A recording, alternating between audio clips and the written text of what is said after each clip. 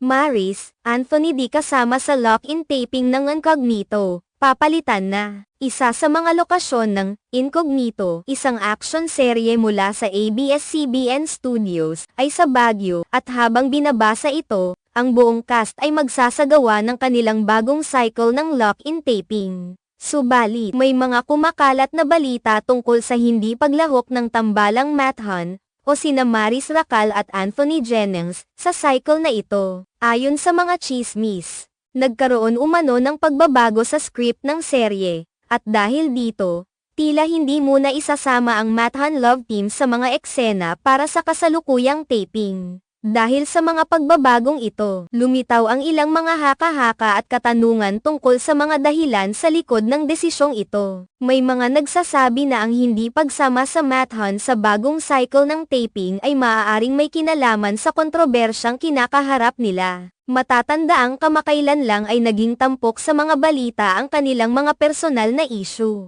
Kaya't hindi may iwasang magduda ang ilang mga taga-subaybay kung may kaugnayan nga ba ito sa kanilang absensya sa serye. Bukod dito, kumalat din ang mga balitang maaaring mapalitan o matanggal na ang mga karakter ni na Maris at Anthony sa serye, habang hindi pa ito formal na kinumpirma. Nagbigay ito ng pagkakataon sa mga netizens na mag-isip ng mga posibleng dahilan sa likod ng mga pagbabagong ito. Ang mga haka-haka ay nag-udyok ng mga tanong tulad ng kung ito ba ay isang pansamantalang desisyon o isang mas matagal na pagbabago sa plot ng serye. Sa kabila ng mga isyu at kontrobersya, marami pa ring umaasa na ang mga pagbabago ay hindi magdudulot ng permanenteng epekto sa Mathon Love Team at sa kanilang karera. Marami sa kanilang mga tagahanga ang nagpahayag ng suporta. Umaasang makakabalik sila sa serye at magpatuloy ang kanilang mga karakter. Ang tambalang Mathon ay may malaking fanbase na patuloy na sumusubaybay sa kanilang bawat proyekto. At ang kanilang mga tagahanga ay umaasa na ang mga pagbabago sa script ay hindi magtatagal at magbibigay pa rin ng pagkakataon sa Mathon na magtagumpay.